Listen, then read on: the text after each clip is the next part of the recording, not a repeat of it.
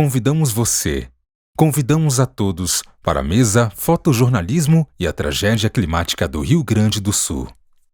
O Foto BSB não seria possível sem o apoio do FAC, Fundo de Apoio à Cultura do Distrito Federal. Início da audiodescrição dos participantes. Cláudio Versiani, Foto BSB. Homem branco, de cabelos curtos. Usa óculos de armação vermelha e retangular. Veste camisa cinza. Está sentado em um quarto de paredes brancas e uma janela atrás de si. Anselmo Cunha.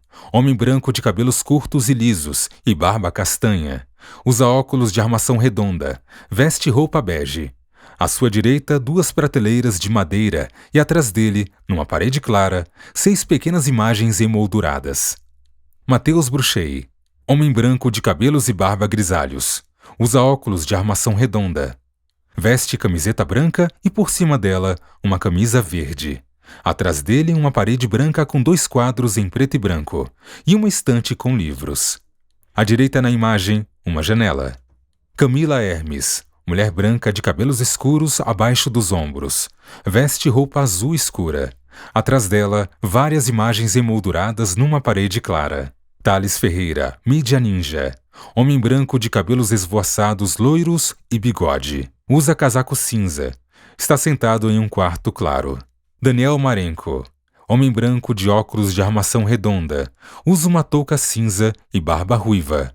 Sua camisa é escura. Atrás dele, no quarto onde está sentado, uma parede de tijolos. Fim da audiodescrição.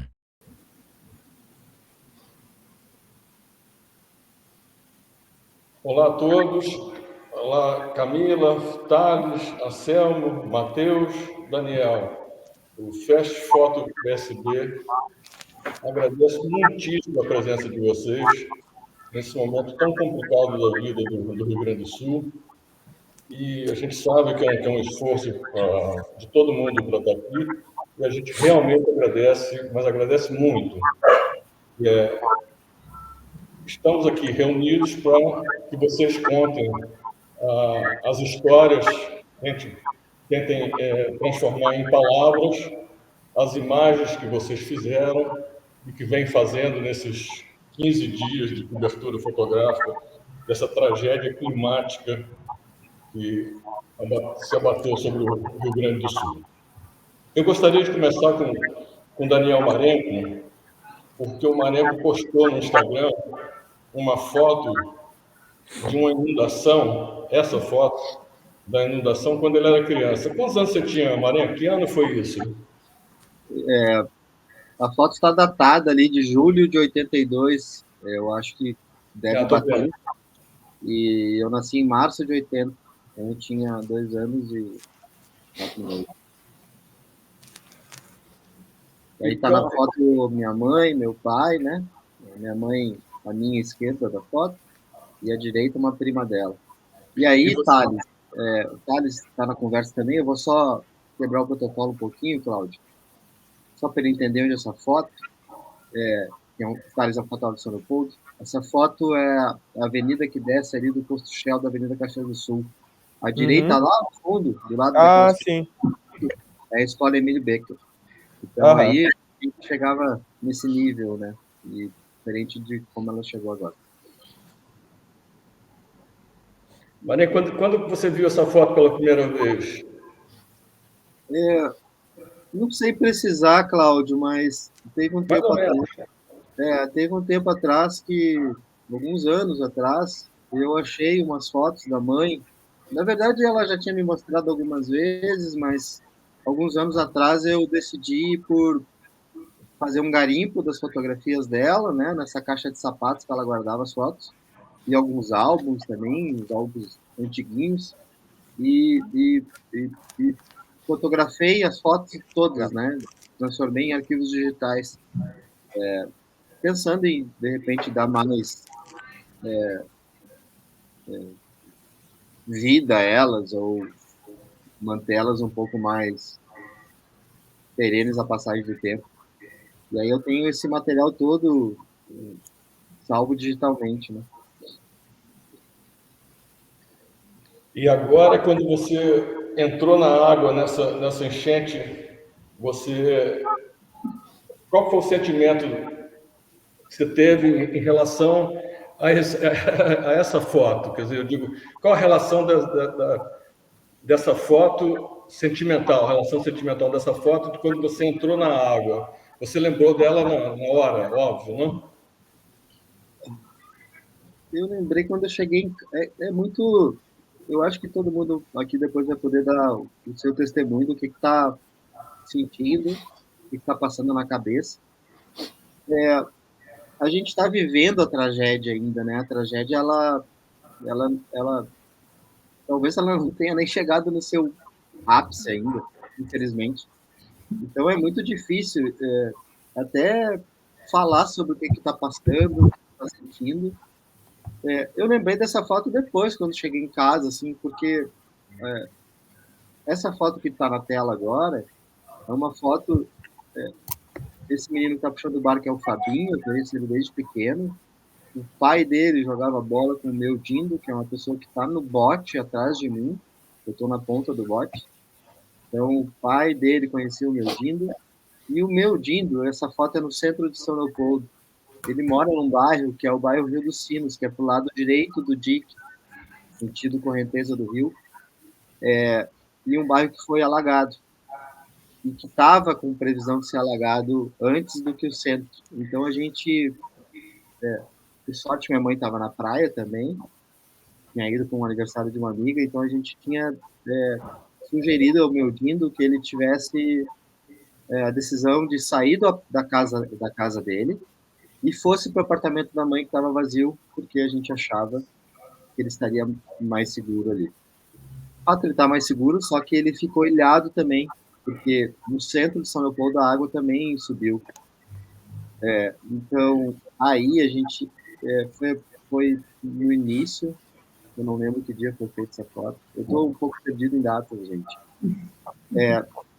Mas foi no início, assim, enquanto antes desse repique que deu. E eu fui, na verdade, demorei 3 horas, mais ou menos, para ir de Porto Alegre a São Leopoldo, um trajeto de 30 quilômetros, mas que, por obviedade, foi preciso fazer um desvio enorme. E para levar os remédios da pressão dele, para também ver pessoalmente ele e depois falar com a minha mãe também, para ela ficar minimamente tranquila. Enfim, e aí quando eu cheguei em casa, né, aí eu não estava fotografando, né, oficialmente, eu não estava trabalhando como fotógrafo, eu estava como um familiar de alguém que até então a gente não sabia como estava. E aí eu estava tentando manter o bom astral, assim, tem alguns vídeos do meu Dindo que eu fiz, o Fabinho brincando com ele, o Fabinho botou ele na garupa para ele entrar no prédio com os remédios, etc. Mas quando eu cheguei em casa que eu acho que a ficha caiu, assim, um pouco do que eu tinha visto e do que eu tinha fotografado, mesmo que com o celular.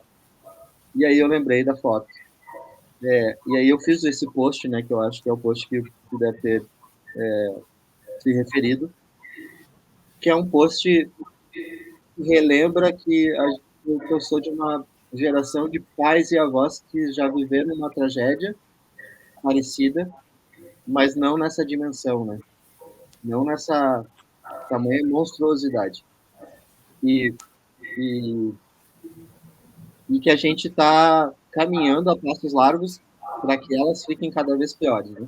Por um negacionismo climático, por uma política que, enfim, que desconsidera ciência.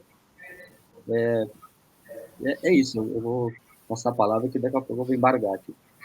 Não, só queria complementar, Alenco, que esse seu post lá no Instagram, ele é muito comovente, você está muito comovido e ele é muito comovente.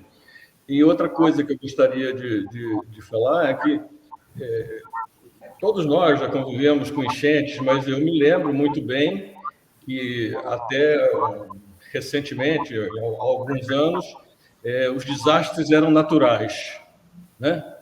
Hoje não. Esses desastres são causados pelos humanos. Nós estamos vivendo uma tragédia climática. É o título desse nosso encontro aqui. Quer dizer, essa coisa do negacionismo, das omissões, da falta de ações equivocadas, está levando para isso, mas o mundo está vivendo um momento muito, como se diz, perigoso, né? Nós estamos num limiar. As ações para minimizar essas tragédias climáticas, elas são muito tímidas, né?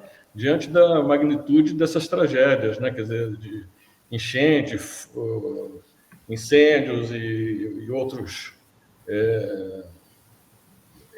acontecimentos climáticos, eles são muito maiores do que essas ações que os nossos governantes e instituições tomam, né? Então é isso. Eu agora me retiro, o Marinho comanda a mesa, a bola está com vocês. Parabéns pelo trabalho. Muito obrigado de novo pelo esforço fotográfico, pelo esforço de estar aqui. E no final eu volto. Muito obrigado. Grande abraço. Tchau. Obrigado, Cláudio. Obrigado ao Festival de Fotografia de Brasília. A gente também agradece, né, por dar visibilidade não só ao que a gente está fazendo, mas principalmente ao que está acontecendo. Eu acho que a visibilidade é importante para que ações aconteçam. Como eu já falei, né, obviamente eu estou bem tocado com essa história. Hoje eu não trabalho mais na grande imprensa, né, eu trabalho no setor de comunicação do Esporte Clube Internacional, e por causa disso e por causa dessa primeira ação de ajudar familiares, eu fotografei para jornais ou para outros veículos de mídia pouco, né? Eu fotografei nas brechas que eu tinha. E aí eu convidei, quando instigado a fazer parte dessa mesa, outros fotógrafos, eu sugeri o nome de outros fotógrafos para que eles também viessem contar o que estavam vendo, o que estavam sentindo, o que estão passando. Gente que está muito mais envolvido na cobertura da tragédia do que eu, e que eu acho que pode contribuir, inclusive, com mais informação, com mais, enfim, com tudo nesse debate. E aí tá com a gente aqui a Camila Hermes, né, e o Matheus Brutzel. A Camila, pelo que eu vi nas redes sociais, ela foi cedo ao interior do estado, né, me corrija se estiver errado, onde a tragédia meio que se iniciou, né, onde os primeiros fatos foram vistos, e o Matheus, eu acho que, de repente, Porto Alegre, região metropolitana, né, nesse momento inicial. O Anselmo Cunha, né, que também era não sei, acho que não está mais no BBS, mas fez parte, e hoje, pelo que eu vi nas redes sociais, está cobrindo por uma agência internacional. E eu convidei também o Thales, que é um fotógrafo de São Leopoldo, né, que faz uma fotografia incrível. Ele trabalha na assessoria de comunicação da Prefeitura de São Leopoldo, e ele também contribui com a mídia ninja e com a mídia alternativa. Então, é o grupo que está comigo. E eles estão aqui porque eu também compartilho de um post que eu vou pedir licença para ler para vocês, porque eu estou dizendo que é importante ter outras vozes. Porque no início da tragédia, muita gente de outros estados que eu conheci, onde eu morei, amigos, jornalistas, me perguntavam o que estava acontecendo. Eu não sei responder isso hoje ainda, o que está acontecendo, eu acho, com precisão, né? E aí eu vi um post logo no início, e aí eu me identifiquei com o post porque eu tinha sobrevoado no terceiro ou quarto dia da tragédia Porto Alegre, e eu tinha depois visto na edição, e uma das entradas de Porto Alegre, um viaduto que tem próximo à rodoviária, estava debaixo d'água, tinha caminhões nas suas extremidades ainda não alagadas, despejando pedras e entulho e terra para tentar fazer ali uma passagem, o que eles estão chamando hoje de um corredor humanitário. E eu li esse post e eu acho que ele dá um pouco da dimensão assim, do sentimento de não saber definir o que está acontecendo. Me permita.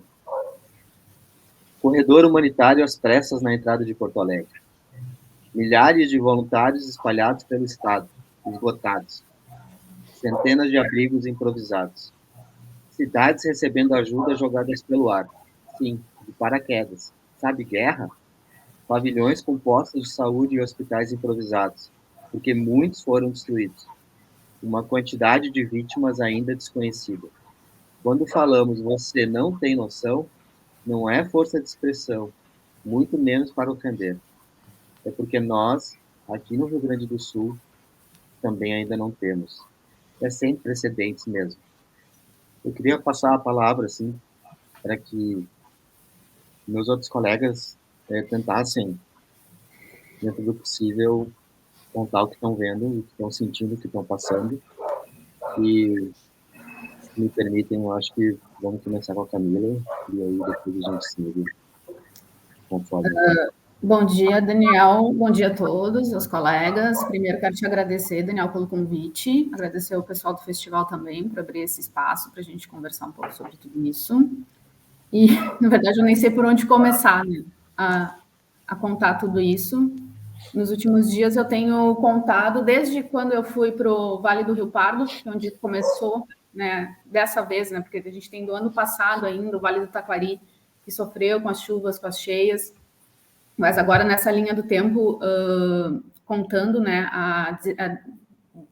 dias atrás, quando a gente foi para o Vale do Rio Pardo, a gente chega lá, vê o Rio Pardo cheio.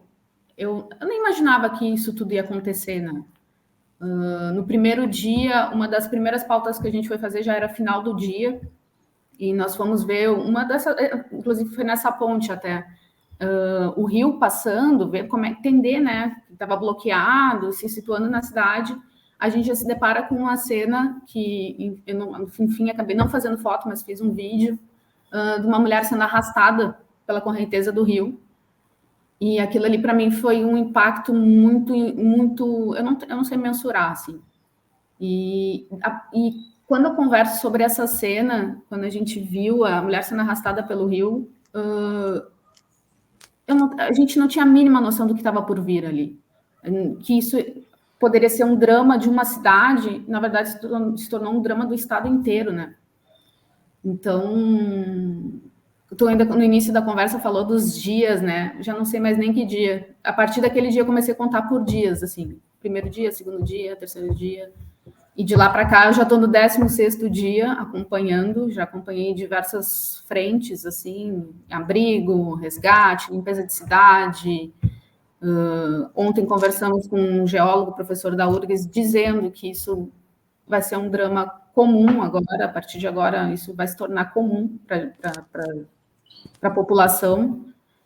E, enfim, eu não sei mensurar, assim, de tudo que eu vi, o drama que é, né? Tá vivendo isso. Até essa imagem que está passando ali do ano passado, em Roca Salles. Ano passado, em setembro do ano passado, a gente estava passando por isso nessa região do Vale do Taquari. E eu nunca imaginei, e aqui, agora eu moro perto eu consigo ver o centro da cidade, tá alagado ali. Eu vejo Guaíba, eu vejo a rodoviária, eu vejo o corredor humanitário. Gente, é inacreditável que a gente está passando por isso, assim. Enfim. Eu imagino quão duro é estar nesse local. A gente como jornalista, a gente vai acumulando ao longo da vida, né, experiências, mas eu acho que nenhuma prepara para a próxima, nesse sentido de saber lidar com o sentimento de estar ali, né? E tem aquela questão, assim, também, é a nossa casa, né? A gente mora aqui, a gente mora nesse lugar, e a gente fala, né, dessa resiliência, do habitar, tudo, né, da proposta do festival. Gente, é no quintal de casa que está acontecendo isso, sabe? É na casa dos nossos amigos. A gente conhece alguém que foi impactado pela enchente, mais de uma pessoa, são diversas pessoas. E eu acho muito importante o nosso trabalho nesse momento, assim, a gente poder ser os olhos para o resto do mundo, né? A gente entra na casa de uma senhora conta o drama dela limpando, se reestruturando, perdendo as memórias, perdendo uma vida, né? A gente vê muito nesses cenários, assim, quando a gente vai acompanhar um resgate ou chegar depois que a gente passou, né, e baixou as águas, as pessoas lutando por aquele espaço que é delas, é a vida delas, principalmente pessoas de idade, assim, não querem sair, querem ficar, querem reconstruir, querem continuar. Enfim. Eu vou aproveitar o gancho para falar sobre isso, né? Está com a gente também o Matheus Bruco, né? Que mora em Porto Alegre hoje, mas o Matheus, ele é do Vale do Taquari, né? Assim como também o Thales é de uma cidade afetada, e depois o Thales também pode falar. Mas para entenderem, assim, quem estiver assistindo esse nosso bate-papo, hoje, né? Dia 15 de maio, o Rio Grande do Sul tem, segundo dados relatórios da Defesa Civil, 615 mil pessoas afetadas, mais de 538 mil pessoas desalojadas. Isso é um número que ultrapassa moradores de pelo menos 8 capitais do país. É muita gente, por isso a gente está falando sobre essa dificuldade de dimensionar o tamanho da tragédia. Matheus, eu não sei se tu voltaste ao Vale do Taquari agora, né? Se tu fizeste apenas em setembro. Para vocês também que talvez não saibam, mas a gente teve 2 tragédias, né, no final do ano passado, parecidas com essa, não nessa dimensão, mas muito, muito trágicas também. E uma delas no Vale do Taquari. Não sei se as 2, mas uma com certeza. Então, Matheus, por favor, Matheus, repórter da Zero Hora também, conta pra gente um pouquinho aí como que foi para ti voltar à região onde nasceu e como está sendo cobrir agora. O Matheus também me falou, né, a gente é amigo aqui, ele me contou que, para vocês entenderem um drama, e claro que o nosso drama não é nada comparado ao que as pessoas estão vivendo, mas cada um está vivendo um drama, um pequeno drama. O Matheus teve que deixar sua casa durante a tragédia em Porto Alegre, né, ele mora num bairro aqui de Porto Alegre que chegou, e que foi emitido um alerta de evacuação. Então o Matheus também, em algum determinado momento da vida e da cobertura, coisas que acontecem em paralelo, tanto estava afetado quanto estava cobrindo os afetados. Então, passo a palavra para o Matheus aí um pouquinho. Bom dia, gente. Obrigado, Marenco. Obrigado, agradecer também a organização toda do festival por promover essa conversa, e acho que todos aqui são contadores de história, e o Marenco trouxe os números aí, mas a gente está justamente aqui para trazer essas histórias, para contar histórias que acontecem durante essa catástrofe, e para mostrar que isso envolve muitas vidas, né? Acho que a gente, enfim, dá rosto, dá cara, conta a história do que está acontecendo, assim, e como a Camila disse, nós somos aqui os olhos do mundo, assim, né? Acho que essa história vai ficar registrada, vai estar documentada, enfim, com a esperança de que isso mude, né, de que isso possa transformar algum comportamento, de que a gente consiga evitar que isso volte a acontecer de alguma maneira, né, que não aconteçam essas omissões que o Cláudio mencionou também, que se preocupe mais com as políticas ambientais, enfim, com o crescimento das cidades, a ocupação dos territórios. A gente trabalha com essa esperança muito, né, contando as histórias que muitas vezes chocam a gente. Essas imagens que estão na tela são da cobertura das enchentes que a gente cobriu exaustivamente em 2023, entre setembro e novembro. Então, atingindo níveis até então sem precedentes naquela época no Vale, são todas do Vale do Taquari, da região onde eu nasci, como o Marenco já trouxe, né?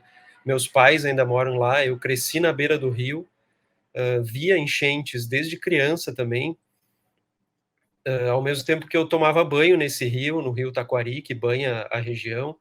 Eu nasci em Estrela, meus pais moram lá, a casa fica na beira do rio, numa barranca, mas é uma área bastante alta, assim, mas nos primeiros dias que a cheia começou a afetar o vale, eu recebi uma ligação do meu pai, e eles já estavam sem luz, carregando as baterias no carro, e sem água também, e ele estava bastante apavorado, assim, porque estavam tentando contato com a Defesa Civil ou com as forças para avisar que na outra margem do rio, onde fica Cruzeiro do Sul, que é uma área que agora foi totalmente devastada,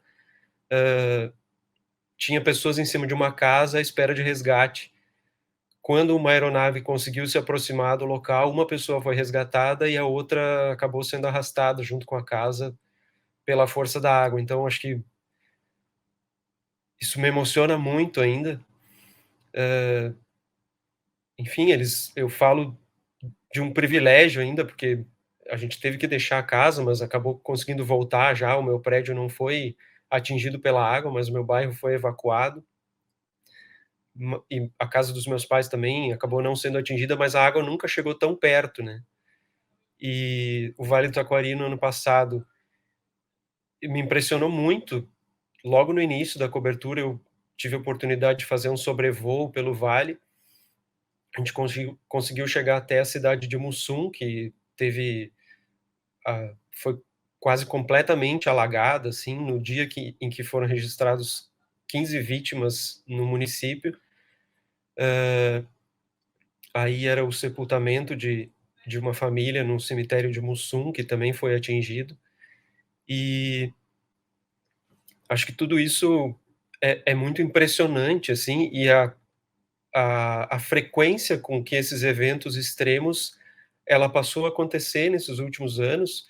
Se falava muito da enchente de 41, e agora, em questão de 8 meses, a gente teve setembro, novembro, e agora, de novo, um evento extremo e com proporções, uma dimensão muito maior. E o próprio Vale do Taquari, em questão de 15 dias agora, essas últimas 2 semanas, ele teve 2 enchentes de grande proporção. As pessoas não tinham nem conseguido se recuperar das enchentes de setembro e novembro, voltar para casa ou voltar a ocupar os territórios onde moravam, nas cidades de Mussum e Roca Salles, e esses territórios já foram completamente tomados pela água de novo, né? E durante a cobertura aqui em Porto Alegre, agora meus pais estão bem, a água voltou a baixar no município. Eu estou acompanhando desde o dia 2 ou 3 de maio, então já são aí pelo menos 2 semanas também imerso nessa cobertura, que está longe de acabar ou de diminuir o ritmo, porque ainda tem muita coisa para se fazer, enfim, tem muito trabalho. E acompanhei alguns resgates aí, essas imagens são no bairro Rio Branco, em Canoas, que Canoas teve grande parte do território alagado, também foram pelo menos 80 mil casas atingidas. Me impressionou muito essas pessoas pedindo ajuda de cima dos telhados, a água subiu muito rápido, não foi possível deixar as residências. E acho que, de alguma maneira, depois de pelo menos 2 ou 3 dias consecutivos, depois de acompanhar resgates aéreos, de barco, acompanhei uma família, várias famílias que estavam saindo da região de Eldorado, alagada também, resgatadas de barco, vindo para Porto Alegre, onde estavam chegando esses refugiados climáticos numa estrutura montada na orla, próximo da usina do gasômetro. Quando eu desembarquei, junto com os refugiados, na chegada deles aqui em Porto Alegre, vindo das regiões alagadas de Eldorado e das ilhas, eu acabei recebendo a notícia que o meu bairro estava sendo evacuado aqui em Porto Alegre, a água continuava subindo, e uma casa de bombas tinha perdido a capacidade de retirar a água dessas regiões que são um pouco abaixo do nível do Guaíba. E acabei deixando o trabalho de lado, deixando as fotos para enviar quando fosse possível, para vir para casa. Encontrei vários vizinhos correndo pelas ruas com mala, deixando a cidade. O jornal onde eu trabalho também foi evacuado. E aí a gente foi para casa de uma amiga, ficou 4 dias fora de casa, agora já conseguiu retornar, a água voltou a baixar um pouco na Cidade Baixa e no Menino Deus. E nos dias seguintes eu segui cobrindo a remoção de pessoas do bairro onde eu moro, com a subida da água, e dos bairros vizinhos, do Menino Deus, da região central. E eu ainda não sei exatamente elaborar um sentimento para descrever isso, mas no primeiro momento é um estarrecimento, é de quase não acreditar no que está acontecendo, assim, na dimensão que essa tragédia tem, mas ao mesmo tempo se vê o dia que eu estava acompanhando a retirada da família, essa menina de 10 anos é a Radassa. Casualmente hoje, uma pessoa que está abrigando eles em casa aqui em Porto Alegre entrou em contato comigo para dizer que eles estão bem, estão abrigados, mas eles perderam tudo e precisam de ajuda, né? Então, de alguma maneira, eu acho que a força dessas histórias rompidas que a gente consegue contar, eu acho que é isso que me motiva agora a seguir fazendo esse trabalho, assim, é esse propósito de tentar, de alguma maneira, ajudar no meio desse caos todo que a gente está imerso, né, e sem uma perspectiva de cessar, né.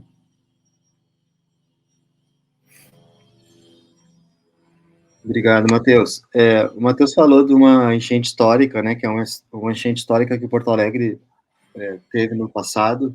Tu lembra de cabeça, eu estava aqui tentando dar um Google, mas não quis sair da tela, quanto foi o nível de elevação do Guaíba naquela época, Matheus? Foi, se não me engano, foi 4,75 ou 76, né? Não chegou a 5 metros, né?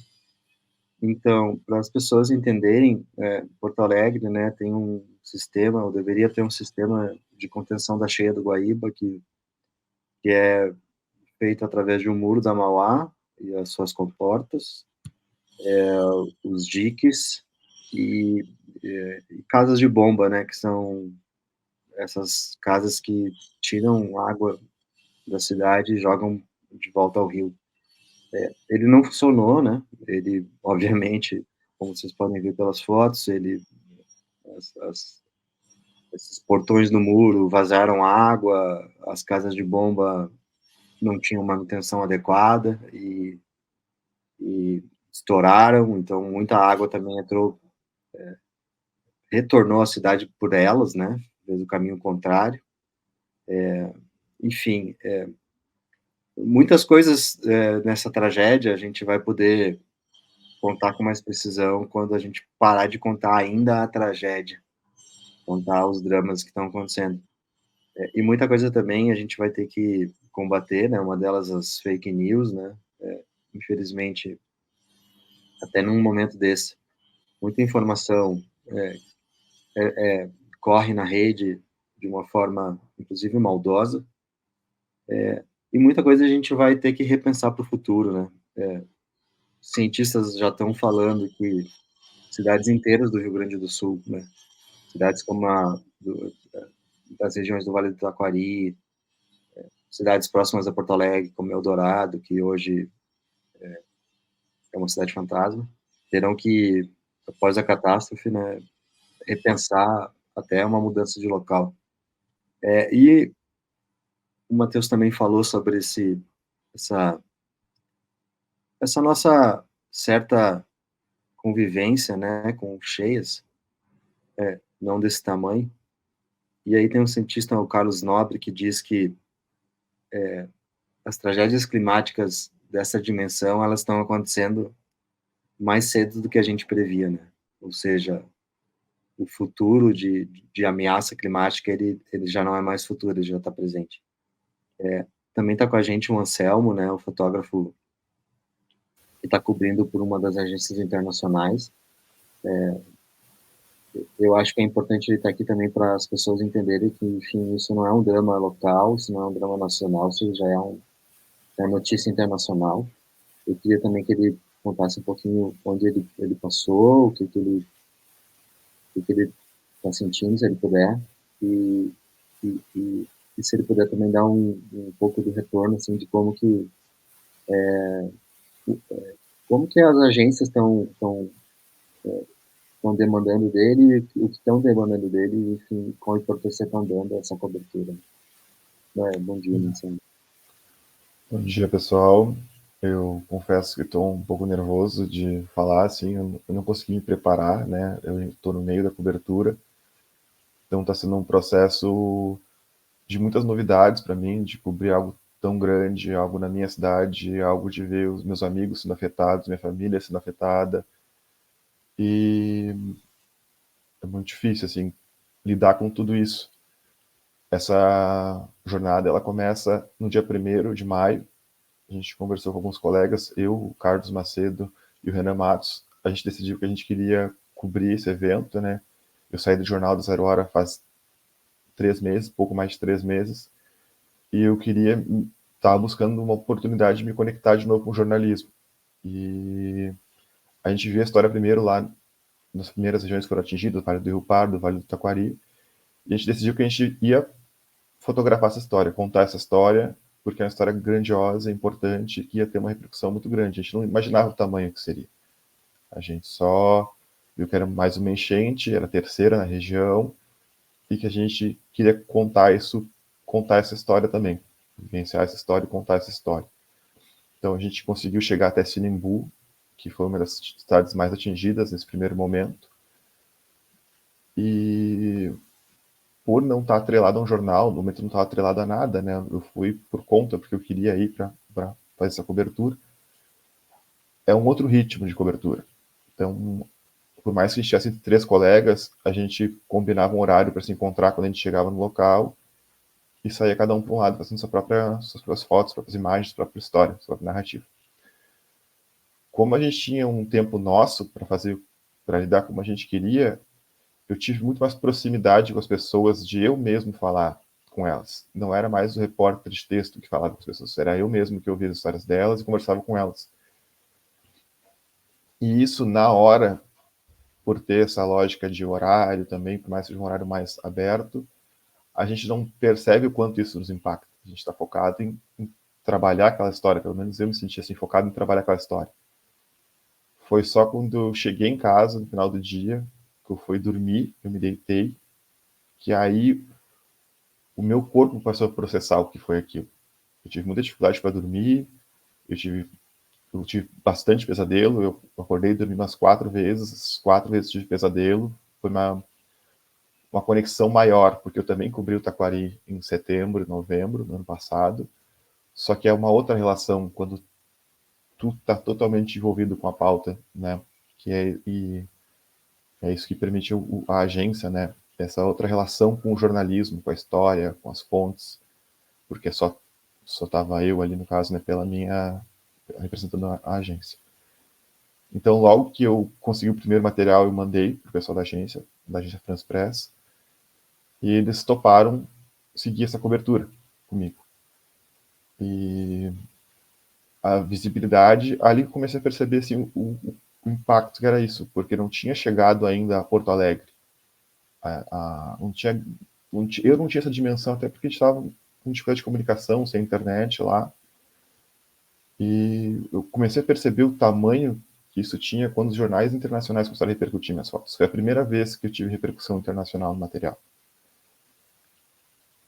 Então, depois a gente foi vendo, passados os dias, chegou a Porto Alegre, chegou no bairro Maitá, que foi onde eu me criei, onde mora minha avó, que teve que ser evacuada.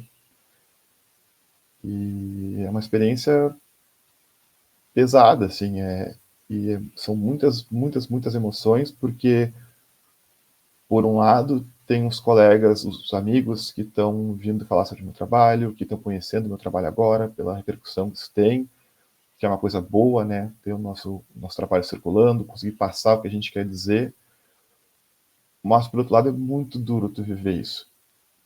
Teve um momento que eu estava fotografando.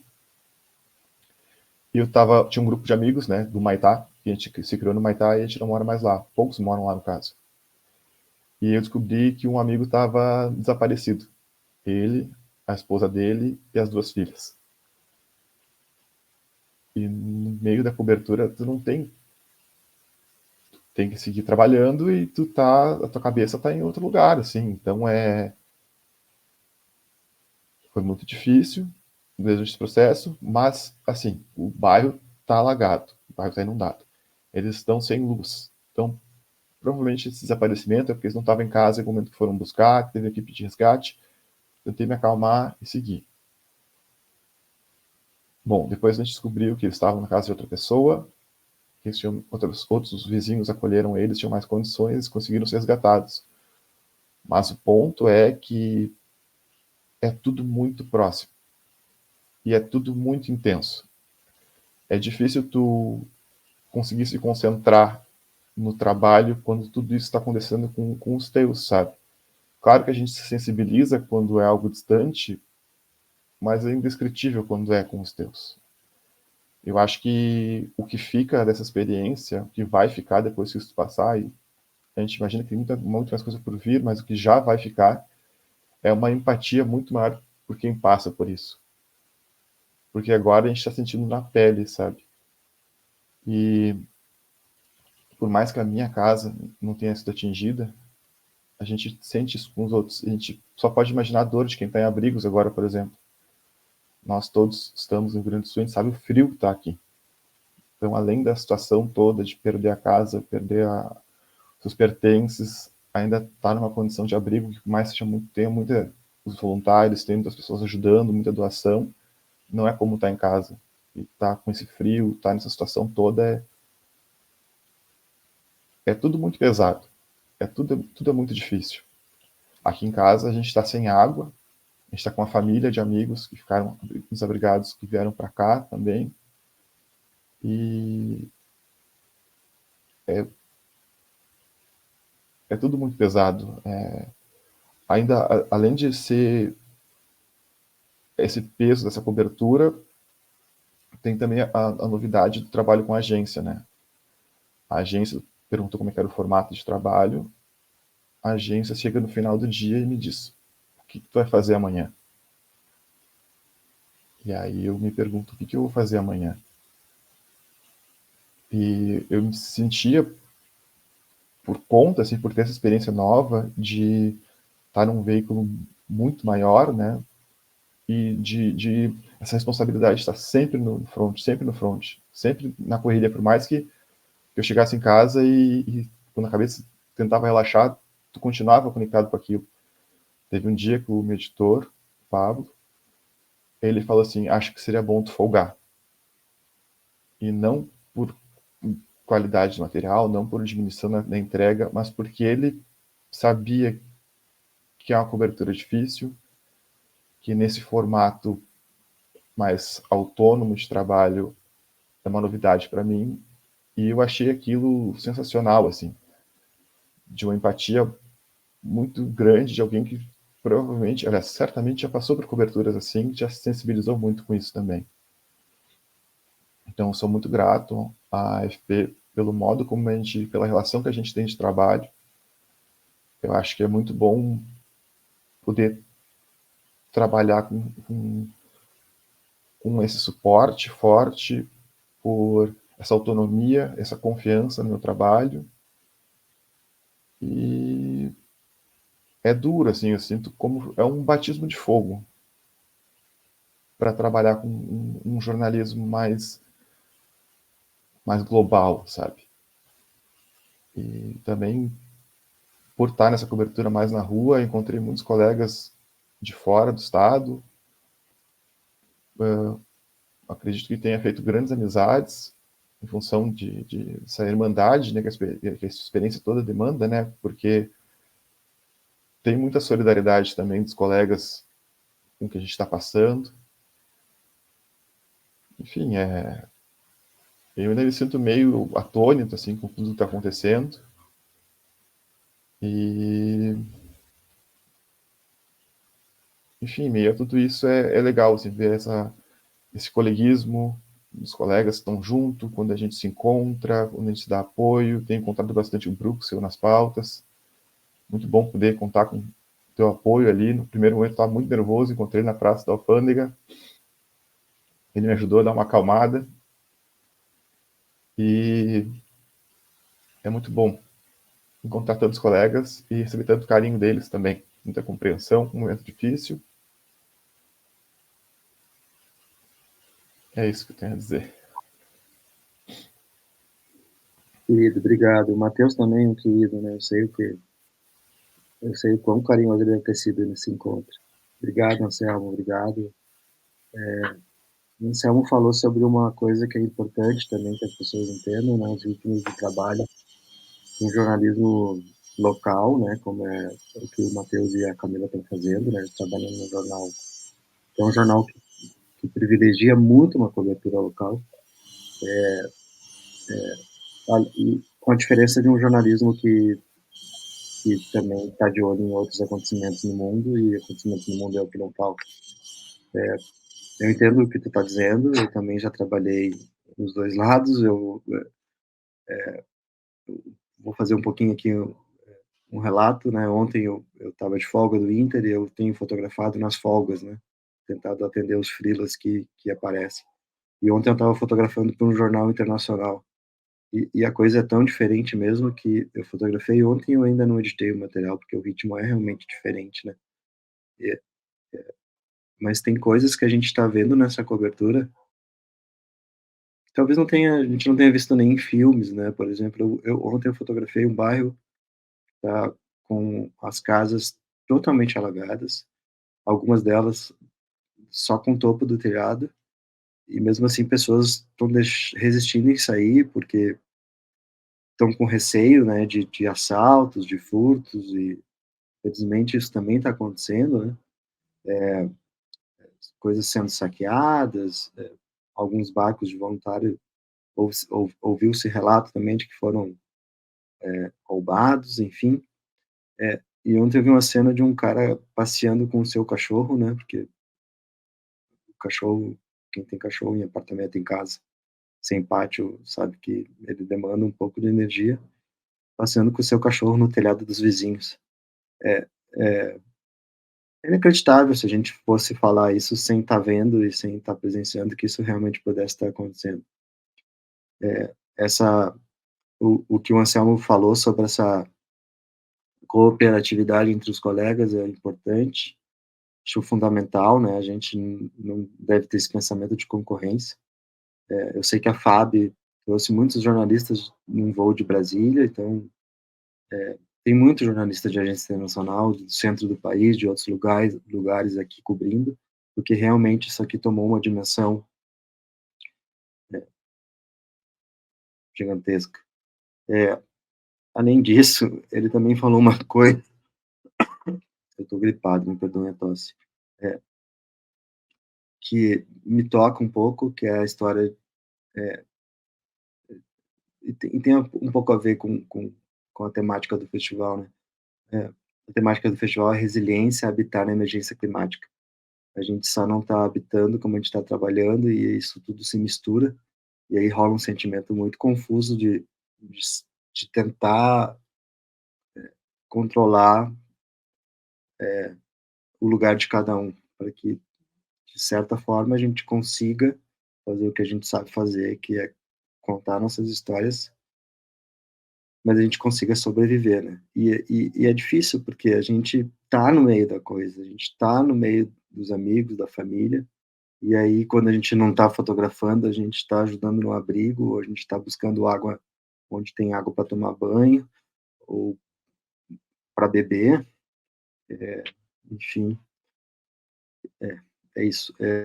Eu sei que o próximo convidado que eu vou chamar aqui também está passando por uma situação de ter deixado sua casa, né? Está vivendo. Deixa eu explicar um pouco mais, mas me parece uma comunidade de amigos, né? É o fotógrafo Thales Ferreira, Thales Renato, mais conhecido nas redes, né? É um fotógrafo que é da minha cidade, São Leopoldo. Fotógrafo que trabalha na assessoria de comunicação da prefeitura local, mas que também tem um trabalho muito engajado na mídia independente. Mídia independente essa tão importante, né? No momento que a gente viveu há bem pouco tempo atrás, quando muito se questionou o papel do jornalismo e muito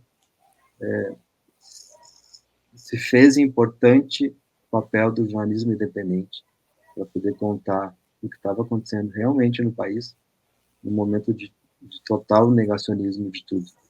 Então, o nosso último convidado, Thales, por favor, poderia falar. Obrigado, gente. Obrigado pelo convite. Eu acho que é importante que a gente pare para fazer isso aqui também, para a gente conseguir fazer isso que o Anselmo falou, assim, da gente conseguir organizar as ideias e conseguir absorver e falar um pouco sobre isso também. Ter um pouco de afastamento, né, do nosso trabalho. E eu me compadeço com todo mundo. Eu acho que mais do que sentimentos de fotógrafos e fotógrafas são sentimentos humanos, assim, né? Eu acho que tudo que a gente está falando aqui agora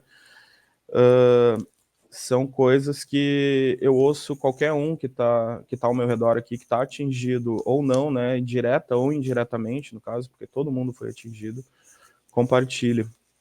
Aqui em São Leopoldo a gente foi um turbilhão de emoções, assim, desde o início, porque como eu tenho essa proximidade com a prefeitura, né, com o governo municipal, a gente já começa a tratar muito antes disso dessas previsões, né, o que vai ser feito, até onde vai o rio, né, o nível de chuvas, e a gente tem um histórico, como o Dani falou também, uma memória das enchentes, né, a cidade é uma área de alagamento.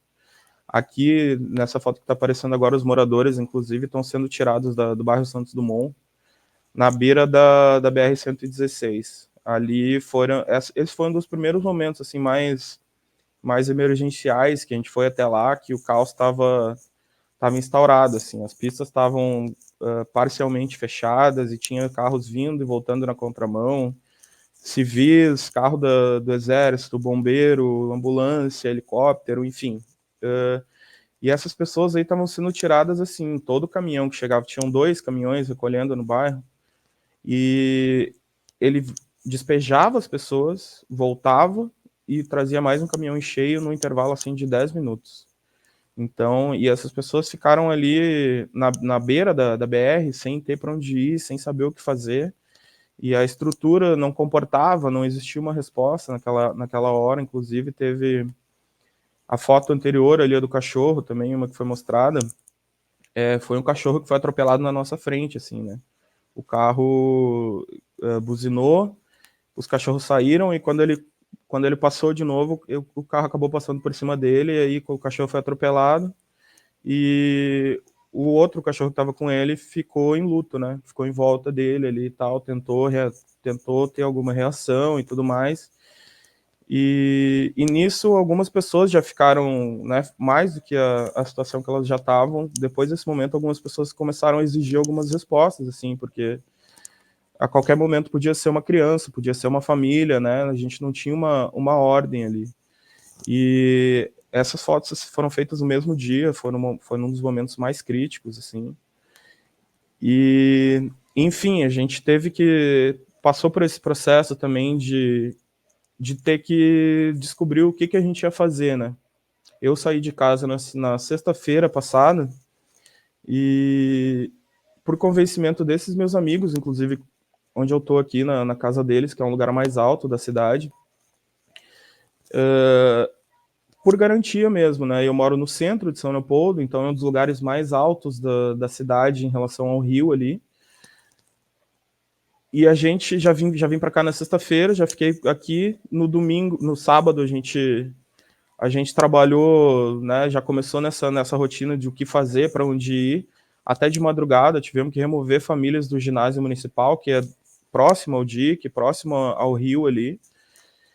E depois do sábado, assim, as coisas foram se empilhando, assim, os lugares foram ficando mais inundados, os relatos foram ficando cada vez piores, e a gente começou a dormir cada vez menos, a gente tinha 3, 4 horas de sono por noite, e como a gente tem essa proximidade com o município, a gente tem não é só a fotografia, né, a gente tem outros papéis, assim, de informar, de gravar vídeo, gravar stories, de informar em grupos, de estar lá como testemunha ocular de algumas coisas no momento que a gente não consegue se ver, né? Então, pessoas que a gente trabalhava todos os dias, que a gente via todos os dias, a gente tá todo mundo fora de suas casas, ou perdeu, 80% das pessoas, dos meus colegas de trabalho, assim, com quem eu conversei, perderam tudo, né?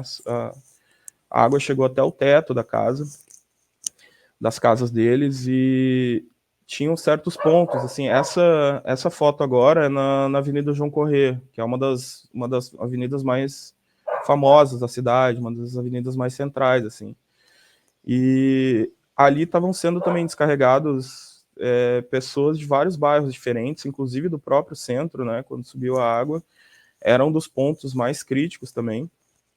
E enfim, a gente foi procurando esse caminho, assim, de como cobrir, como informar, de cuidar uns dos outros aqui também, porque a gente estava com 7 pessoas aqui, né, morando na mesma casa agora.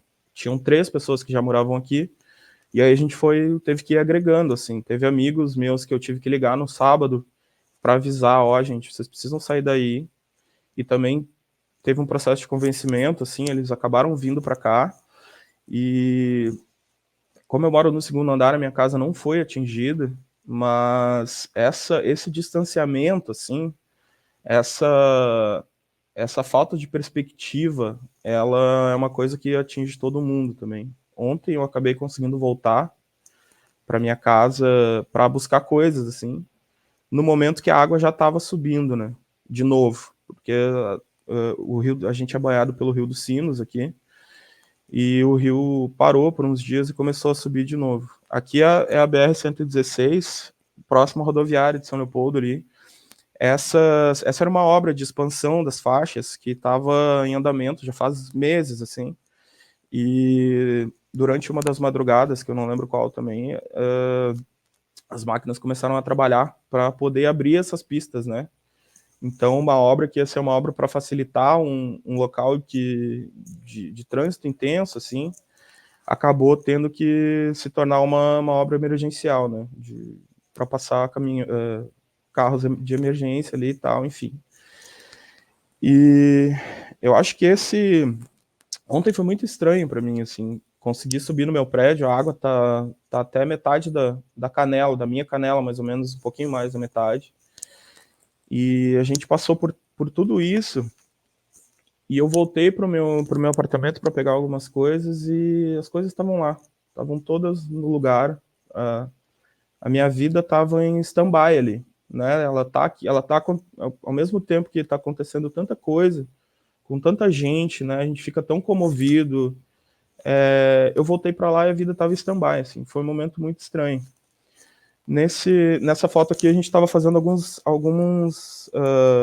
levando alguns suprimentos para a galera que está no centro. Tem muita gente na região central que ainda está nos prédios e não querem sair por conta dos motivos que a gente já conhece, né? Enfim, mas isso também acaba dificultando muito o trabalho de quem precisa levar coisa, né? Porque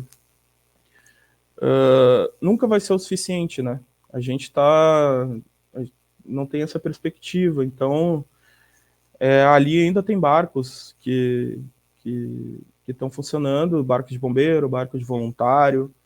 Teve uma força voluntária muito grande aqui, mas só até às 5. Depois disso eles já não fazem mais resgates. Nos primeiros dias também, quando as coisas estabilizaram um pouco, surgiu um novo risco, né? Surgiram os ânimos, as pessoas já estavam um pouco mais nervosas, enfim, começaram a surgir relatos de saques nos bairros, no centro. Então, eu andei num barco com um colega meu da prefeitura, que tem porte de arma e tudo mais, né, que é da Secretaria do Meio Ambiente, e as pessoas começaram a andar armadas em barcos, assim, né? E a gente tinha tanto civis quanto autoridades, né? Chegaram algumas pessoas da Força Nacional também para auxiliar. Essas fotos aqui são no bairro Vicentina, que foi um dos locais que foram mais atingidos, assim. Eu acho que essa primeira imagem ali, principalmente, esse barco aqui está na metade dos prédios, tá? Isso aqui tem mais metade desse prédio para baixo, assim, mais ou menos. E essa primeira foto, assim, eu acho que quando eu vi a imagem, ela me impactou bastante, porque eu acho que é um momento que fala um pouco sobre isso, assim, sobre esse stand-by no tempo, né? Muitas redes de proteção dos prédios rasgadas para as pessoas poderem fugir, poderem resgatar seus animais, assim, e todos os prédios vazios e essa água subindo, assim, uma imagem melancólica, assim, sem nenhum fator humano, mas que ao mesmo tempo fala muito, assim, sobre esse momento de desespero, né? A gente passou por esses prédios aí, a gente foi resgatar dois gatos, inclusive, né? Que foi o momento que eu fiz essas fotos, assim, e tal. E a gente quase acabou ficando aí, porque a hélice do nosso barco acabou enroscando numa dessas redes que estava submersa, e a gente teve que fazer um trabalho de remover, assim, se a gente não tivesse um canivete, uma coisa na hora, a gente podia ter ficado ali e ter sido resgatado, né? Eu acho que a gente aqui em São Leopoldo, a gente tem 21 quilômetros de dique, e foram construídos nos anos 70, então existia muito uma ideia distante, assim, né? As pessoas não acreditavam que isso ia acontecer. Quando a gente começou a cair a ficha de fato, assim, a gente começou a exagerar, assim, né? Eu digo eu como pessoa aqui, e a gente aqui na casa, assim, a gente já não considerava mais nada impossível, né? Porque as coisas que a gente considerava impossível, elas foram acontecendo e se empilhando, se empilhando, se empilhando. Chegou um momento que era bobo a gente parar de cogitar que acontecesse qualquer coisa, assim. E o desgaste emocional das pessoas que estão trabalhando com a gente também, né? Porque elas continuaram trabalhando e a maioria delas perdeu. Então a gente, ao mesmo tempo que era cobrado, essas imagens aqui também são na Vicentina, nesse mesmo da esquerda, nesse mesmo lugar dos prédios, e a João Corrêa, que era aquela avenida que eu falei ali que estava sendo desembocada, as pessoas ali, 5 dias depois, né? Dessa primeira foto aqui, essa foto de baixo, a água já tinha retrocedido um pouco. E assim, a gente, assim como com a proximidade do poder público, é muito complicado, porque a gente, ao mesmo tempo, tem que ouvir as pessoas, e o poder público precisa ser cobrado com razão, só que quando a gente ia falar com as pessoas que deveriam ter essas respostas, elas também eram refugiadas climáticas, né? Então, assim, não tinha para onde correr, a gente não tinha respostas para dar para as pessoas dos abrigos, e a reação das pessoas também, quando a gente chegava com uma câmera, quando a gente chegava com crachá de repórter e tudo mais, elas sempre queriam falar com a gente, né? Era sempre assim, elas queriam ser escutadas. Às vezes a gente fazia um papel de escuta mesmo, né? A gente não tinha como ia tentar contar uma história, e a gente acabava não conseguindo contar a história, e tinha que fazer um papel humano, assim, né? Essa foto aí é no São Geraldo, que é um dos bairros, uma das regiões que a água sempre sobe ali, assim, né? Porque a gente tem um problema de muitas ocupações históricas, assim, de lugares na beira de arroio, por exemplo, né? O nosso próprio Parque Imperatriz aqui, ele é uma área de mais de 700 hectares de área de inundação, e quando chove ele chega até a pista, né? Ele inunda todo o parque, então imagina. É até um termômetro, assim, também pro nível da água, né? Da onde que chegou agora, qual foi o momento que a gente estava vivendo, assim. E a gente precisa falar também sobre essa questão política, né? Essa aqui é a Eliane, ela é moradora do São Geraldo. A gente teve a oportunidade de fazer um freela para a agência pública. que foi contar um pouco da história dessas pessoas que tinham sido atingidas, assim.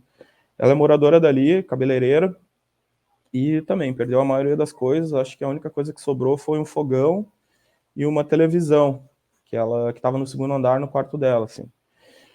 E ela já voltou para lá, né? Ela conseguiu, o companheiro dela conseguiu armário, conseguiu doação, eles já colocaram os armários no lugar, enfim, isso já faz uns dias. Hoje é dia 15, já faz alguns dias, assim. Só que ali o rio estava estabilizado ainda, só que, de novo, ele começou a encher. Então, essas pessoas que a gente fotografou ali nessa situação, a gente já não sabe de novo, né, qual a situação delas agora, assim, para onde que elas foram, se a água chegou de novo, enfim. E eu acho que a gente precisa falar muito dessa questão política, assim, sobre o porquê que isso acontece, né? Por que essas previsões elas aconteceram muito antes do que a gente esperava, assim, né?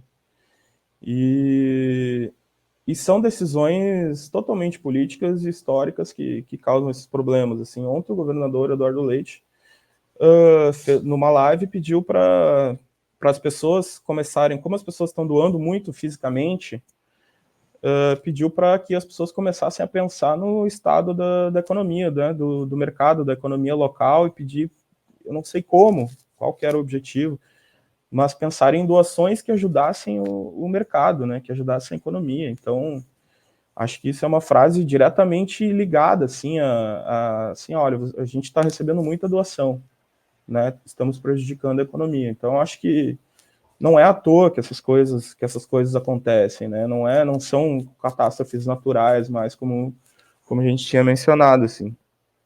Essa é uma cama improvisada, que ela colocou dentro do quarto, assim. E eu acho que a gente, eu já tinha cobrido a pandemia, né? A pandemia, ela tem muito, apesar de ter sido muito diferente na minha perspectiva pessoal, agora para mim foi muito pior do que a pandemia, apesar de ter sido uma tragédia, e ter durado mais, né? Assim, foi um ritmo diferente também. O jeito que me desestabilizou e destabilizou as pessoas à minha volta agora, assim, foi muito pior que na pandemia, mas ao mesmo tempo essa incerteza, ela vai crescendo dentro de ti, né? Acho que é muito comum, tem coisas muito parecidas, assim, com a pandemia. E, enfim, a gente está nesse processo, assim, né? Aqui é o controle da TV dela, que eu achei muito interessante, assim, o jeito como as pessoas se comportam, né? As coisas que elas se agarram, assim, nesses momentos de quem perdeu tudo. E ela me mostrou, isso é do lado da foto da cama ali, tinha um raio de luz na janela entrando, e ela colocou o controle para secar, para poder assistir televisão de noite, né? E tem algumas coisas muito humanas, assim, que mais do que a foto das pessoas sendo resgatadas e tudo mais, são os detalhes que importam, assim, de trazer de volta essa humanidade, né? O Adenir também foi um desses 3 casos que a gente entrevistou. Ele perdeu tudo, né? A casa dele, nessa foto a gente consegue ver a impressão digital da enchente ali. Ele já começou a limpar, né? Ele já tinha começado a limpar a parede, mas ela ultrapassou muito a altura dele, né? Um pouco acima da janela ali, a gente consegue perceber. E ele perdeu tudo. E essa foto também é interessante, queria falar um pouco sobre ela depois. E assim, as pessoas, elas, ao longo do tempo, quando a gente chegava em locais muito emergenciais, elas tratavam a gente de um jeito, né? Tem que ter achar um caminho que ele não é claro, né? De como que tu vai se aproximar desses casos, dessas pessoas, porque elas estão exaustas, estão há 3 dias, 2 dias trabalhando incessantemente, assim, e tu acaba criando comunidades orgânicas, assim, né? Então, se se a gente como fotógrafo, se eu como fotógrafo, eu chego lá para não ser considerado um urubu, né? Não ser considerado que eu estou me aproveitando da situação das pessoas, tu precisa achar um caminho nisso, assim, né? Passar por cima dos olhares, passar por cima do teu próprio bloqueio, né? De saber qual a foto que tu vai fazer, de qual história que tu vai contar, ou enfim. E o Adenir, a gente estava conversando com ele e ele ainda estava em estado catatônico, assim, limpando as coisas, mostrou que a casa dele, a força da água tinha jogado as coisas para cima e quebrado o forro da casa, arrancou a TV da parede. Então foi ali perto de onde ele morava, foi uma violência muito grande da água também, assim, né? Apesar de não ter rompido um muro, uma contenção, uma comporta, foi uma violência muito grande. E aí ele estava contando que ele era estudante, né? E que ele estava fazendo faculdade e tudo mais, e que ele não tinha encontrado os cadernos dele ainda. Olha só, tipo assim, ele estava se apegando a uma coisa que importava para ele, né? Ele não tinha encontrado os cadernos, a casa dele estava virada de cabeça para baixo. Os espetos de churrasco dele estavam na frente do portão, assim como outras coisas das casas de outras pessoas entraram na casa dele também. E ele falou assim, eu estou procurando meus cadernos e não sei onde é que estão. Talvez esteja aqui embaixo d'água ainda, né? Mas eu encontrei minha caneta. E aí ele estava com a caneta na mão, uma caneta Bic. E aí ele ficou com ela na mão, assim, né? Que era uma coisa que ele... A coisa que ele conseguiu se agarrar no momento, né? A faculdade dele, os estudos, enfim, a vida que ele levava antes disso, assim. E é muito... Trazendo de novo essa questão política e, né, organizacional da sociedade, capitalista e tudo mais, ele tá limpando a casa dele de dia e tá tendo que trabalhar de noite, né? Então, a família dele tá desalojada, a família dele tá desabrigada, e ele trabalha numa pizzaria de noite, acorda de manhã e vai limpar a casa dele. Ele é obrigado a fazer isso, porque ele não tem uma saída, né? Ele não tem agora, e a gente também não tem uma resposta para dar para ele. Assim. Então, eu não sei como vai ser daqui para frente, assim, a gente já chegou num outro estado, né, de raciocínio da pandemia, a gente já está num processo de normalidade, digamos assim. Ali as coisas dele ali atrás, a água, quando a gente chegou, ainda estava nessa altura aí. E a gente está num processo de normalidade, assim, né, de como, acho que o Dani tinha mencionado antes, que essas coisas elas vão acontecer mais frequentemente e a gente vai ter que estar preparado para isso e vai ter que cobrar cada vez mais de que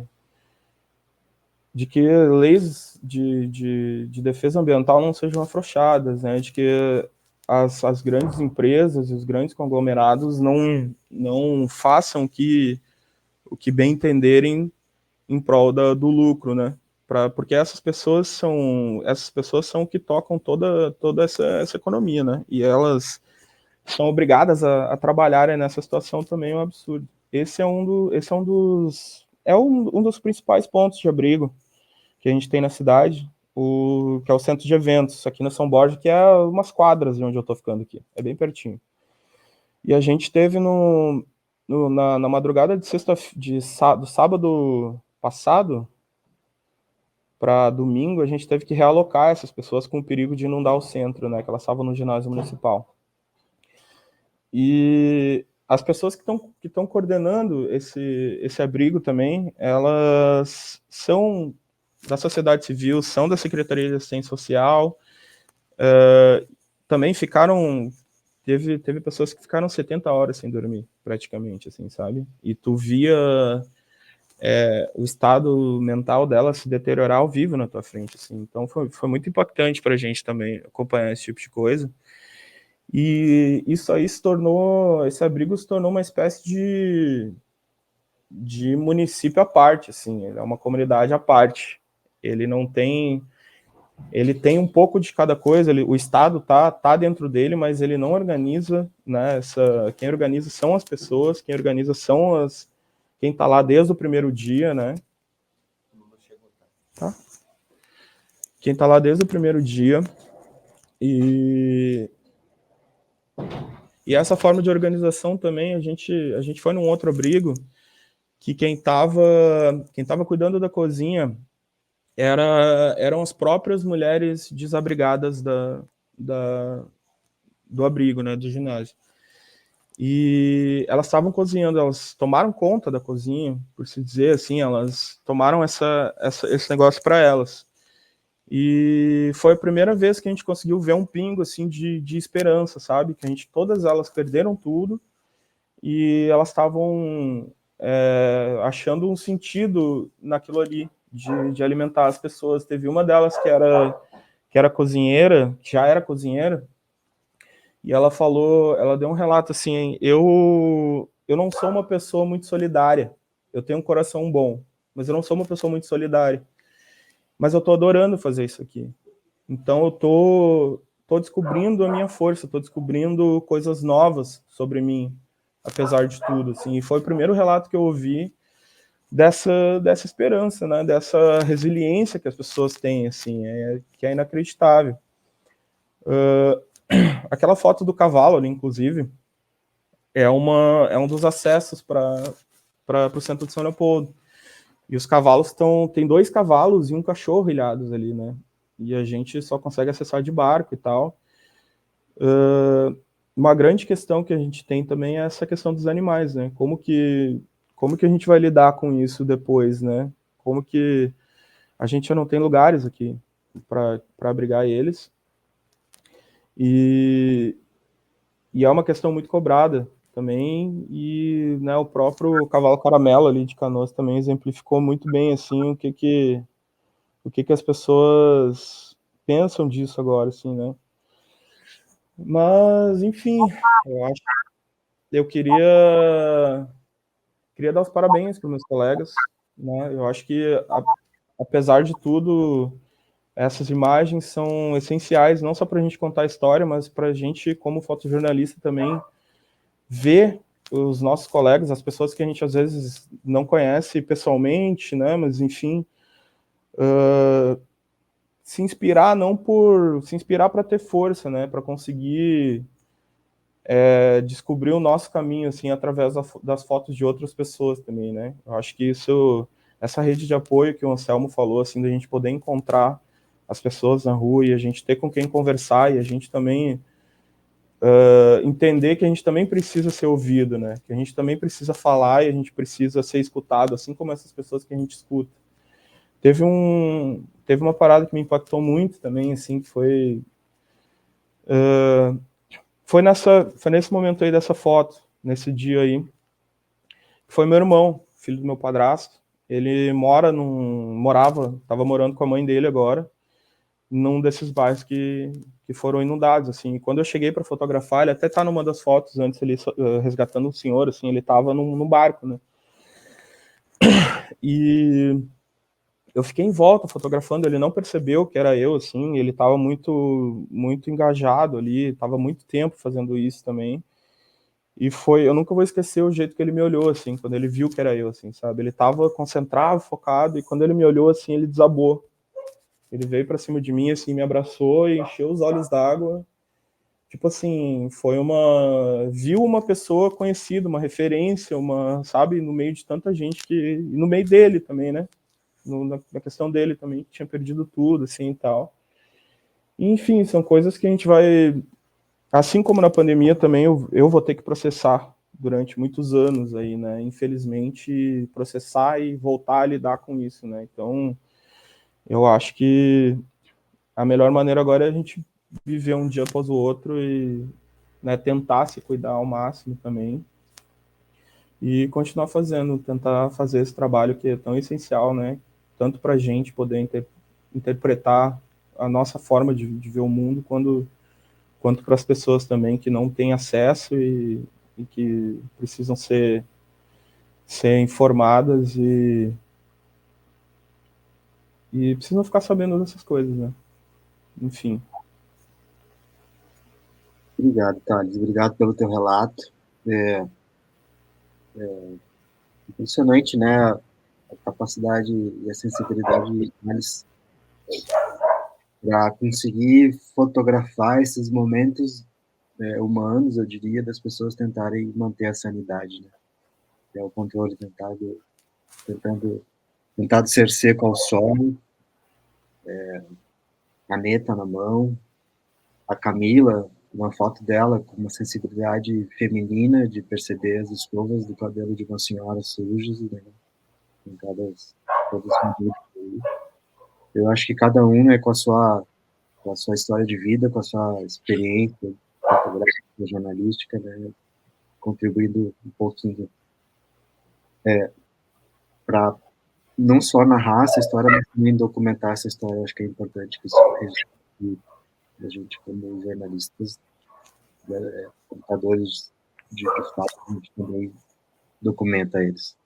Ele falou de muitas coisas, eu acho que também a gente não pode ser muito aqui, obviamente vocês ainda estão na cobertura, eu daqui a pouco entro no Inter para trabalhar, a gente tem nossas coisas a fazer. Eu, antes de passar para uma rodada final de vocês, eu queria falar sobre algumas coisas que você falou também, que a gente se encontrou, né, nessa cobertura da pandemia, São Paulo. Eu fui demitido do último jornal que eu trabalhei em janeiro de 2020, pré-pandemia, tinha tirado um período sabático e me dei por direito, né, eu estava morando em Brasília, cobrindo Brasília, e voltei a trabalhar, e a primeira pauta que eu voltei a trabalhar quando eu decidi fazer isso foi entrar em UTI de pandemia. E foi em São Leopoldo, minha cidade. E eu lembro que a minha estratégia para conseguir fazer meu trabalho foi, naquele momento, não ler o nome das pessoas nos leitos. A proximidade numa cobertura, ela nos afeta. É difícil, pelo menos entre os fotógrafos que eu admiro, eu botaria minha mão no fogo em dizer que sim. E eu acho que é importante isso também, que nos afete. Para que a gente não só visualize a dor do outro, mas tente também entender a dor do outro. Ele também falou de uma outra coisa. As nossas crenças estão sendo abaladas, a gente não duvida de mais nada, né? Ele falou algo assim, porque é isso, a gente está vivendo coisas que a gente nunca imaginou viver. Eu tenho uma crença, que é, por cobrir tragédias assim, de acreditar que a gente ainda não viu o pior. Eu acho que a gente vê o pior quando a água baixa. Eu estou relutando muito para ir fotografar São Leopoldo. Eu fui a São Leopoldo para ajudar meu Dindo, mas tenho tentado não ir fotografar São Leopoldo. Mas eu sei que em algum determinado momento eu vou ter que ir e vou ter que ver. Porque meu Dindo, meus pais são separados e meu Dindo é como um pai para mim. Enfim, é uma relação muito forte. E antes de entrar na live, eu estava pensando sobre os dias que essa tragédia já aconteceu, porque eu queria saber quantos dias a casa dele está totalmente alagada. E eu não conseguia contabilizá-los. Porque é isso, tem muita coisa acontecendo. E meu Dindo vivia numa casa de madeira que tem mais de 30 anos, e ela tá debaixo d'água até o teto, eu não sei quantos dias. Todos os dias dessa cheia. E a água vai baixar em algum momento, a gente espera.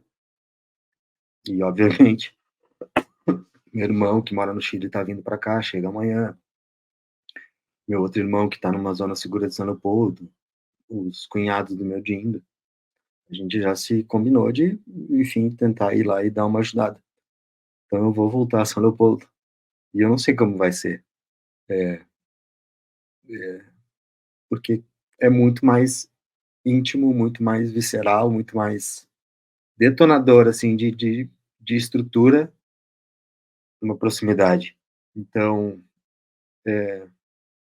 queria deixar esse recado, assim, que não está sendo fácil mesmo, tanto fisicamente, né, cobrir tragédia, andar em barco, subir em helicóptero, caminhar, distâncias enormes, porque não tem como chegar, às vezes, se não for por uma trilha, se for subindo, varando o mato no peito, enfim, todo mundo que está cobrindo tragédia, já cobriu tragédia, sabe o quanto ela é difícil fisicamente, trânsito que não anda, né, BR-116, que o Thales falou, é uma rodovia importante aqui no Rio Grande do Sul, que interliga várias cidades das regiões metropolitanas, e ela estava alagada, e em São Leopoldo ela também foi soterrada para que se criasse um caminho alternativo. Então, isso gera um trânsito, enfim, está tudo difícil, caótico, muitas coisas estão acontecendo, mas ela também tem uma carga emocional que é muito pesada. E ainda mais, como eu disse lá no início, a gente ainda tendo a sensação de que o pior está acontecendo, ainda não passou, né? Essa tragédia, ela está num ciclo diferente de outras tragédias que eu tenho por experiência, onde ela acontece e vai diminuindo, aqui parece que ainda não aconteceu isso. Então, eu queria, enfim, agradecer a cada um de vocês, sei que vocês têm que voltar a trabalhar, agradecer ao festival, ao Cláudio Versiani, ao Zuleika, a todos os outros envolvidos, e passar a palavra, assim, por uma última rodada de vocês, das considerações finais, sem antes destacar, né, a importância, sim, desse trabalho voluntário que o Thales falou. A gente que está presenciando cenas de resgate, de doações, ou está ajudando, né, nos seus horários vagos, como pode.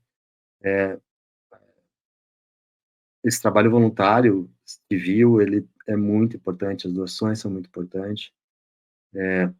Se as pessoas puderem continuar ajudando por mais tempo, isso vai ser primordial, até que chegue o momento do Estado tomar, enfim, deveria nunca ter perdido as rédeas, mas tomar as rédeas e fazer a parte do Estado, que é gerenciar essa crise de uma forma correta e que abranja todo mundo, e todas as cidades e todos os dramas. Não sei como que a gente vai sair disso, não sei como que a gente vai continuar lidando com isso, e eu acho que a minha indagação final, eu acho que seria nesse sentido, assim, para cada um de vocês, né, o que vocês imaginam que vão ainda sofrer com isso, e como vão lidar com isso até o fim, que a gente ainda não sabe qual que é. Obrigado de novo, obrigado Camila, obrigado Matheus, obrigado Anselmo, obrigado Thales, obrigado festival. Foi um prazer, assim, a gente ver o rosto de vocês, né? O Matheus, eu encontrei, não, também não encontrei, tô meio cansado, né? Essa história de não dormir, ele gera uma confusão mental muito difícil, às vezes faltam até palavras para conseguir dizer o que a gente está sentindo. E também lembrar do que aconteceu. Mas encontrei outros fotógrafos aqui, encontrei fotógrafos de agências, gente de Brasília, que fazia muito tempo que eu não via. Esse carinho é importante, ver vocês aqui é importante, saber que dentro das possibilidades vocês estão bem, e fiquem bem, continuem fazendo o que vocês estão fazendo. Eu acho que a gente só vai sair disso com um pouco mais de empatia à dor do outro, né? Então é isso. Obrigado de novo, e passo a palavra para cada um de vocês agora, quem quiser falar, levanta a mão e vamos nessa.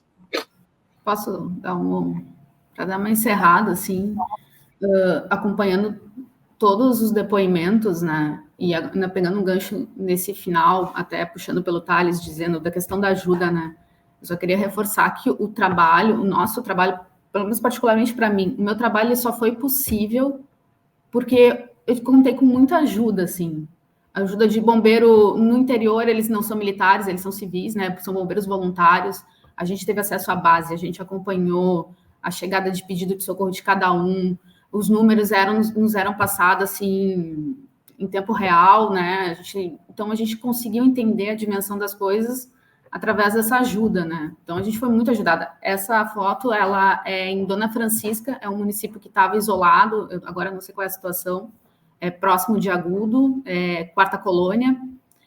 A gente só chegou no município porque a brigada, os bombeiros voluntários, na verdade, eles montaram uma operação de barco para levar eu e meu colega e o motorista até o lugar, para dizer, olha, a situação das pessoas lá é essa. A gente teve que atravessar o Rio Pardo, e conseguimos entrar na cidade. Depois eu recebi algumas mensagens no Instagram de pessoas que têm familiares nesse município, dizendo, que bom ver que está tudo bem, que o meu vizinho que apareceu no vídeo está bem. Então, assim, o quanto a gente se torna os olhos mesmo, né? De novo, volto nisso, assim, a gente se torna os olhos para o resto do mundo, enfim, do que está acontecendo, às vezes, em pontos bem específicos. E a questão da ajuda, para mim, é o que me pega muito, assim. Eu fiquei 6 dias em Candelária, nós não conseguimos hotel para nos hospedar, o município estava isolado também, quando a gente chegou, não conseguia mais sair, e contamos com a ajuda de uma família, a gente ficou hospedada na casa de uma família que nos recebeu super bem, que nos amparou, para chegar nos resgates, assim, todo mundo nos ajudava a ir lá contar aquela história. E aí talvez tem a fala do Anselmo dizendo, né, dos colegas, assim, como a gente se ajuda também, a gente ainda não se encontrou em pauta, mas a gente se fala direto ali, pergunta, tá aqui, quer fazer de pauta? Tá aqui, ó, quando o Anselmo foi para o Simimbu, passei para ele uma lista de contatos de bombeiros, de pessoas da região, não sei se vai ser o último, mas está aqui, se tu precisar, tem esse contato aqui. Então, o trabalho ele só é possível porque existe ajuda. Acho que existe uma grande ajuda, assim, de diferentes frentes, para que esse trabalho chegue para mais pessoas, né? Para que essa foto aconteça. Sozinho a gente não vai a lugar nenhum, assim. E depois ali no final tu fez uma provocação, né, para a gente, assim, dessa questão do que está por vir ainda, né? E por já acompanhar ano passado o Vale do Taquari e agora vendo lá Candelária e Agudo, na região central, quando baixa as águas, eu acho que é um cenário muito doloroso, assim, porque é isso, né? Pessoas tirando coisas de dentro de casa. O cheiro da lama é um cheiro que fica impregnado na memória, assim. Até esses dias, quando eu voltei para Porto Alegre, aqui na minha casa, perto do rio, e tava um vento, assim, e eu senti aquele cheiro do barro da casa das pessoas, assim, né, naquela brisa do rio que vem, sabe? Então, tem muito trabalho pela frente, a gente vai ter muito trabalho e vai ter muitas histórias para contar.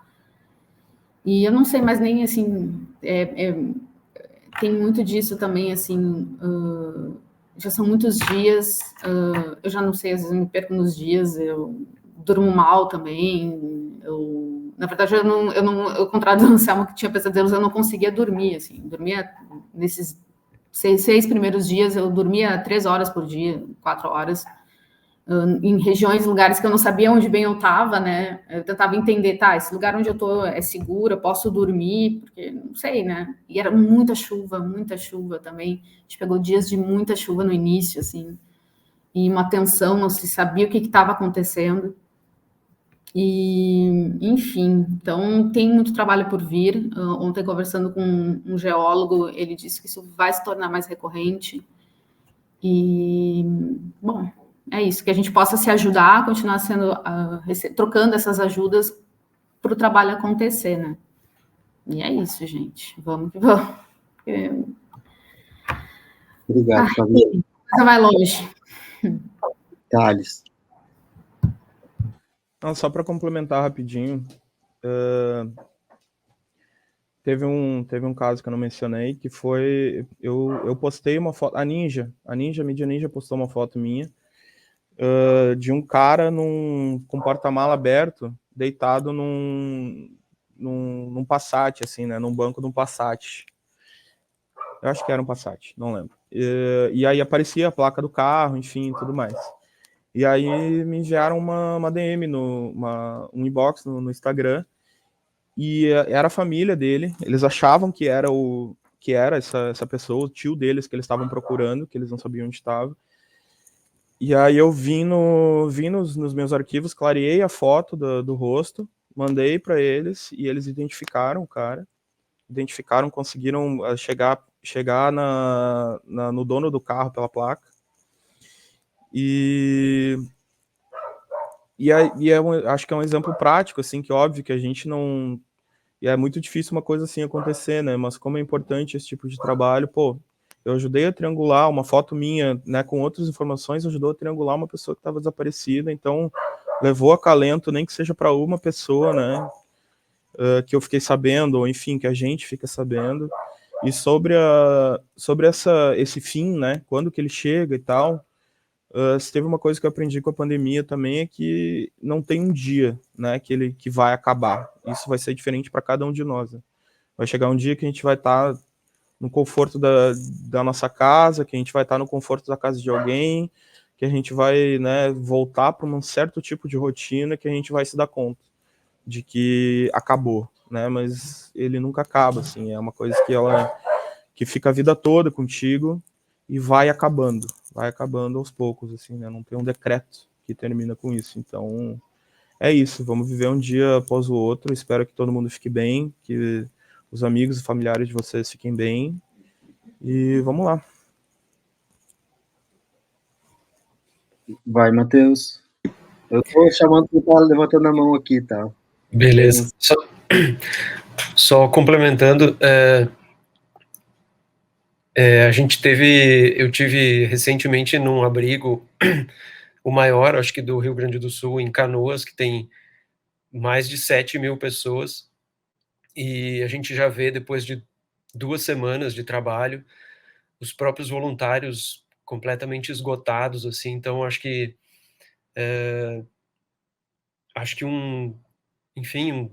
a saúde mental, acho que ela já está bastante deteriorada, tanto da gente que acompanha essas histórias, quanto das pessoas que estão trabalhando para ajudar as outras pessoas. Acho que, como o Thales falou, acho que não tem um decreto que define quando isso acaba, acho que depende muito de cada indivíduo, mas com certeza a gente pode dizer que isso ainda vai seguir por semanas e meses e vai impactar por anos, eu acredito, na memória e na mente das pessoas, né? Então, acho que prestar atenção também na saúde mental, o próprio jornalismo como um exercício de empatia, porque a gente está imerso nessa situação, com a emergência climática na porta de casa, assim, né? E ter o jornalismo como um exercício de empatia e de escuta também para essas pessoas todas, com as histórias que a gente se conecta, tentando ajudar na medida do possível, né?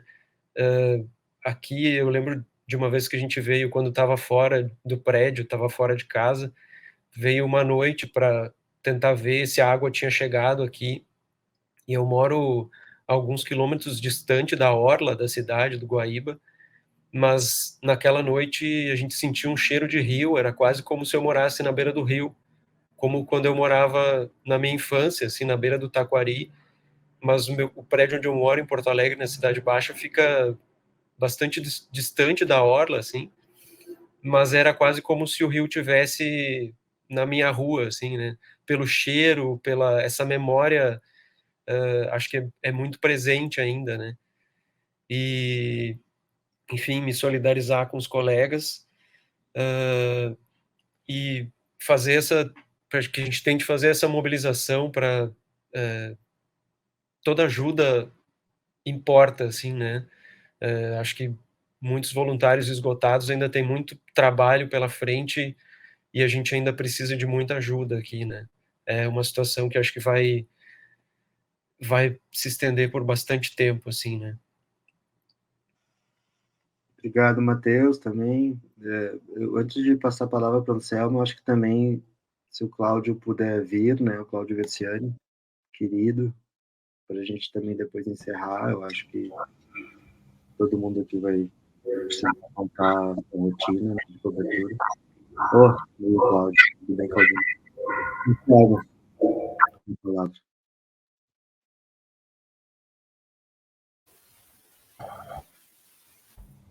Pronto, estava consertando o microfone aqui. Olha, Tem um Anselmo para falar, Claudinho, não sei se ele não quer falar. Como é? Anselmo Cunha não falou ainda, não sei se ele quer falar das considerações finais dele. Isso, Anselmo fala. Anselmo, quer falar? Oi. Obrigado, Cláudio. Sobre o que vem pela frente, eu, por mais que seja um desafio, eu procuro não pensar sobre isso. Eu acho que agora é o momento de viver um dia de cada vez e torcer, lutar para que as coisas melhorem. Lutar, seja de uma forma política, seja com ajuda, com apoio. Acho que é trabalhar para que isso melhore e, pelo menos no meu entender, é não pensar muito quando isso vai acontecer, porque talvez demore, e ter em mente que isso vai demorar também é muito doloroso.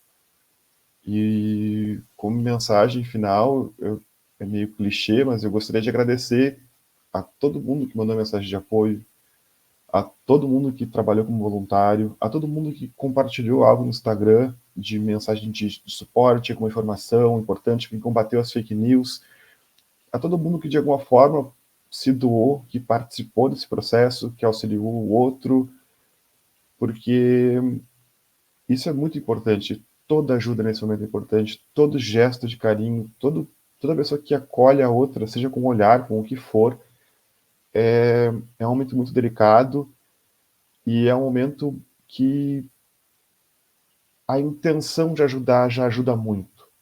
Eu acho que isso é importante, manter esse espírito de apoio, de ajuda, de solidariedade, e que isso se mantenha por bastante tempo, enquanto for preciso, esse espírito, né, de apoio, de ajuda mútua e de acolhimento com todos nós que precisamos e, claro, com quem mais precisa, quem foi diretamente atingido também. Então é isso, é um agradecimento a todos os envolvidos nesse processo. Obrigado por tudo, por vocês estarem fazendo isso.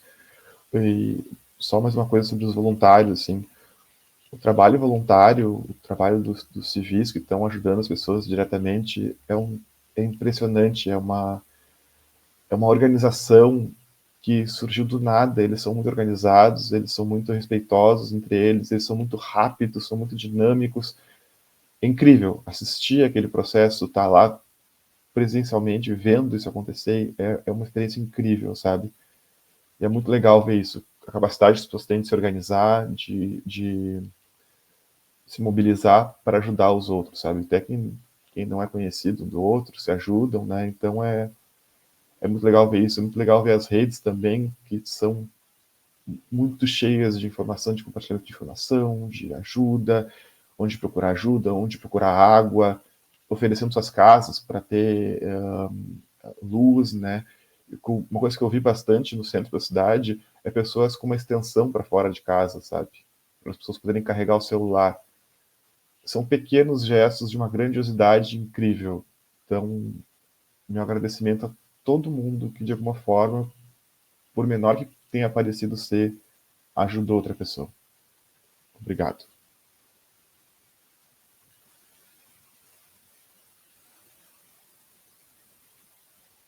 Eu acho que é isso.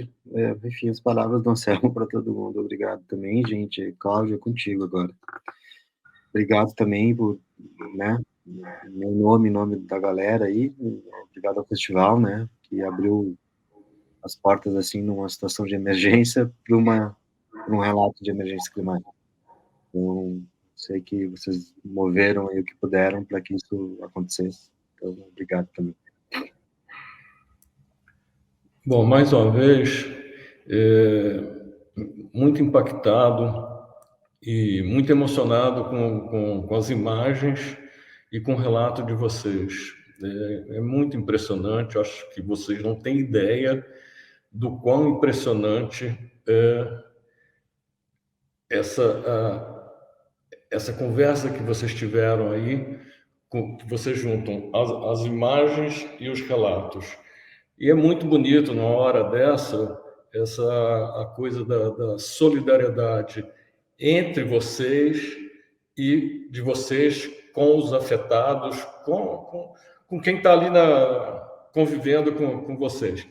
E a empatia, isso, olha, não tem outra palavra a não ser emocionante, é muito emocionante. Eu acho que vocês não têm a dimensão ainda, eu acho que ninguém tem a dimensão da importância dessas imagens e desse relato, porque se você junta tudo, você tem um fragmento do sofrimento e do tamanho, da magnitude dessa tragédia climática que vocês ainda estão vivendo. Então, mais uma vez, eu só tenho a agradecer em nome do festival, em meu nome, em nome de toda a organização, de vocês terem topado ter essa conversa com a gente, agradecer o Marenco, que reuniu essa turma, e, olha, viva o fotojornalismo. Muitíssimo obrigado. É isso. Gurizada, obrigada, tá?